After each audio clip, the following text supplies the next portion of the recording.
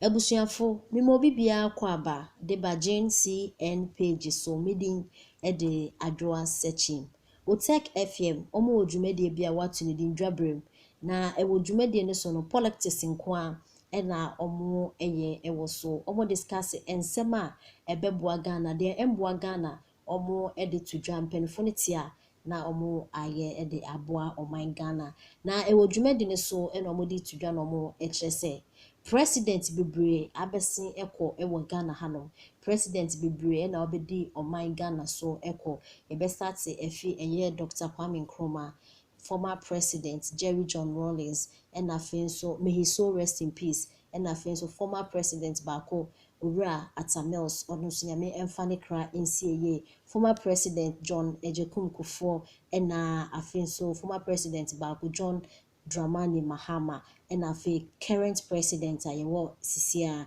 His Excellency Nana Addo Dankwa Akufo-Addo sa amampeni omo abesin ewo Ghana hanom nyina obie ni honoma waba we develop Kumasi sim eye His Excellency Nana Addo Dankwa Akufo-Addo da Nana Addo abo no modi ye papa ewo Asante Memu eba no impuntudwuma ene hospitals many akwanya many ene eniema bebre ena Nana Addo ba ya waba beye ewo Asante Mema omo ekyese eba no Asante region dia Nana Addo edana kuma so yie papa na oba wabeye niema bebre ewo hanumantie se Asantefo omo ebo na ba so na adofo ebeka 2020 about to year 2 year Asante region omo ekyese omo anto aba kwa ni na ene se MPP fansheda anyi bibia ewo Asante region sa ena enkofo ekika na se report ayete ene na according to discussion omo eye so omo ekyese Ashanti region president obesin ko bia nipa obono modi ye papa eye His Excellency Nana Addo Dankwa Akufo-Addo enti ene ensema enkofo ekika no efihi na eba na adofo yenti ensema omode tu comfort abaya ma usikanya kuma ya wo de ya adwuma apart from that the microphone of business distracting man odike abama obiaska odike aye loan ya de ye odike nyabotre bibunfu yi no ubofu no de na na me nyabotre the bank loan kwa no akwaji a wo dan out work as a bible abegu banks nyina na afi wo abegu banks nyina den na afi the banks egu no but akwaji loan no ma na bank no good once was akabu ahofo one man na akabu ahofo you see me say ewi asesa nyame se bosom pesu okun a odi ka board dam Sanchat Nana Addo ma de me pacho me pacho me ba enti no odi ka dia wo dia no Mr Wallace am say Mr Wallace ki kan say me be nso kan nyina sabe Mr Wallace ki we expecting say watch the economics akwa adwuma wapon adwuma watch the school bit say prempe ya oyi ye wurakofo e ho no ko ye Ghana animdefo akese Mwamu chachuchi Mwama yi I think say one of your big guys the ahoy for no ho na ba kokko dey dey to me na ho ko ya ka at least baby a wachisa dia ko school a wachisa dia omu dia ka o kan asem an ka be kan asem ye no kre Mr Wallace sabe em say baby abro ni be ka credibility deficit because matter programs wa ukofa informer NDC paper e di share daily graphic mu fifi na wo kan free daily wo kan free informer no yeah no chess o kan say well from makotu so can say yeah me pacho me ba last 2 years me call server na me use tablet na me use me pacho we dey nyabotre eti no say who ni pa say me call server na me use tablet na me use newspaper Mr Wallace who ni tablet use enough what's it who ni tablet me that personality personality we matter better sense about come back rebata me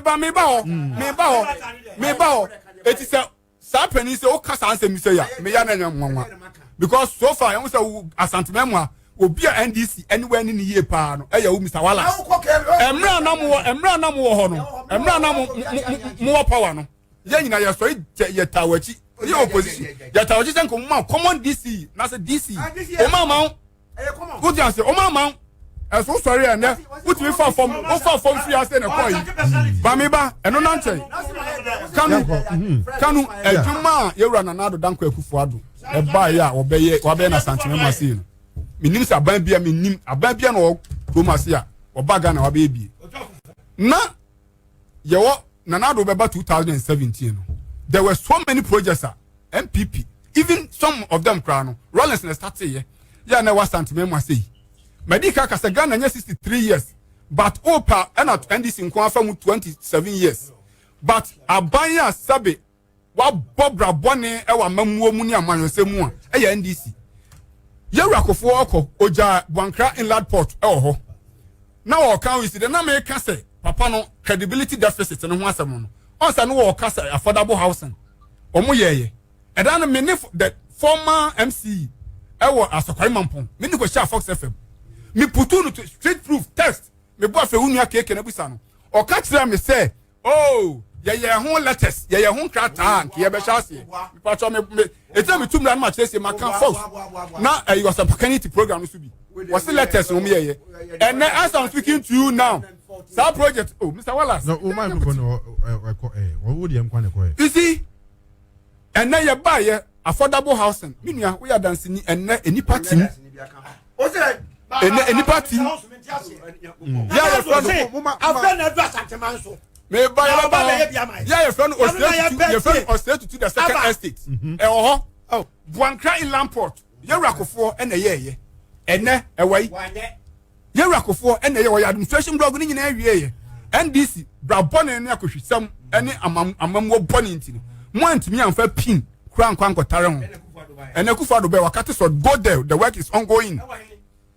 Oko Confanochi, make a can and Yama Mujan why buy a send my back at my eyes. Okay. Oko Confanochi, a champon dia will see a madam baby unit. Ya net 46 good years. Who Mr. Wallace, Ebia was starting some project and some maybe an hour brand here. And as Ebia an hour quada. Mujani ho, and Nakufa to buy opening Sabi way and yet if we are any idea. Go there, say contractors are not on site. Contractors first now was cement construction. Cement construction. Omo emra buying any sikano. And omodiama a for contractor. Contractor for now also cement construction for external at least. Anya bianye be o manage site for so many years. Omo akabi o my and also mo yedom settle difference. The difference has been settled. As I'm speaking to you, the contractors they are on site working. Go there and see say machines are on it. Oh, now the better than the cram.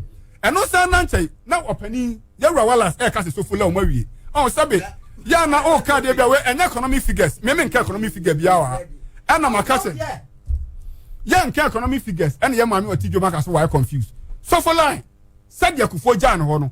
Sana etie until recently so be kaya ebe news but na go and a regional minister and answer Ashanti regional minister ni aban and sa ayifo no Jojo sa company na ya China for no yakwa akopesika ama wo mo amene o kasa yi omo asate ever site who told you sani and sound odike ebia na oh for kwa ni samso. It's a lie. Odike bia na kwa China ko fampa boa. Odike bia ko China ko now odike na kwa China. Mr. Wrap up nyi. Eno sa dan chaya. Eno sa dan chaya. Manu Mr. Kasa. Eno sa dan chaya. Wo be kaya. Ufri kofo eye kwan na kosi IPT. Kumasi girls. Otra ya santoa. Eho ena yewura kofo edi siye. Me no ka say. Messi Kumasi Yasan. Messi Yasan. Oh, look at this. Yasantua. Minia. Kumasi girls there were. Minim. Me ba minim. Yasantua. Oh. The kwani nru Yasantua. Man. How missing for nru Yasantua. Na boy ko nru Yasantua. Nanu si an ebe. Otra baby Anglican for sir William Montessori school no one. If you okonyina won say o ma yakwan no. And yeah, when I could for you you could not continue. Nana buy and now me boa obi that area and send us machines are on it. Unum say. They're not man ya e wo mu kramponi say. One way ebu wo mu da egu akofo tam nyina ye bugu compensate wo mu nyina. O man na o se kata o mo o man ye o se buom dai. Ye tua sesi kan nyina ma wo mu ya na o sen kan di ana fofi anto ata eni fira adwaso. Na o sen komu ye. NDC fo hwehwe ha enem no kase go there Kumasi Yasantoa e kiro opani enya na machines wo fe ye adwuma. Omo ye adwuma na o say me bu aka chan say me wan sense won kwa for some time now. Send your reporters there. The work is ongoing. And no sad and say ya uti NDC fo a. Ya ba ye no. Project ano mo kan me I can say it on authority. and said you may debate Kojobonsu on one Kasa or Fox FM Musakeke. Yaba KJT no more 45%. I'm saying this on authority. Yan ye be 100% and a hand over because KJT because of that na one song at the KJT because Kojobonsu want to call mentia. Over cast and announce antibi one announce anti and another also me asam no dag court sa no biantim finance anka and na ye ba ye nam nyansa na na do dan kwa Akufo-Addo nyame dia duane mu the deposit of wisdom ye nyame dia duane mu nti wona wo hene ene yewura osasi bench ne regional minister no kan mutipa mu ene omde aso ne ba fie ne be kan ye ennenne so be kan ye ba ye MTN ene mo na na ba MTN ene mo e ho nyina ne ye hode ho na ho nyina ne mo kan tell metiefo nfre e ho nyina ne de chance age ho na dwemfo ma take over that street enam no ka se me ba ye ya ukwa Ratri Park and obi ani Ratri Park bi onko de bi ameka me say Ratri Park na ye enua ya to wa afa ho keke ya ba ya sa na bi me ba mama come on and go to Ratri Park and see the Ratri Park ya na ti dada no sa na ti na ukwa Ratri Park and domi ya eniti etimi fa nipa 500 and ukwa amphitheater ho ukwa wa and swimming pool ya asantememwa Ghana Hakran, look at it. Now your fountain, now dancing fountain. Dancing fountain, they're now a hook room, say, by a chipwa. Now set remote to man. You better no via. You better no while I say, as man and call out Makovia. As some no, now a court.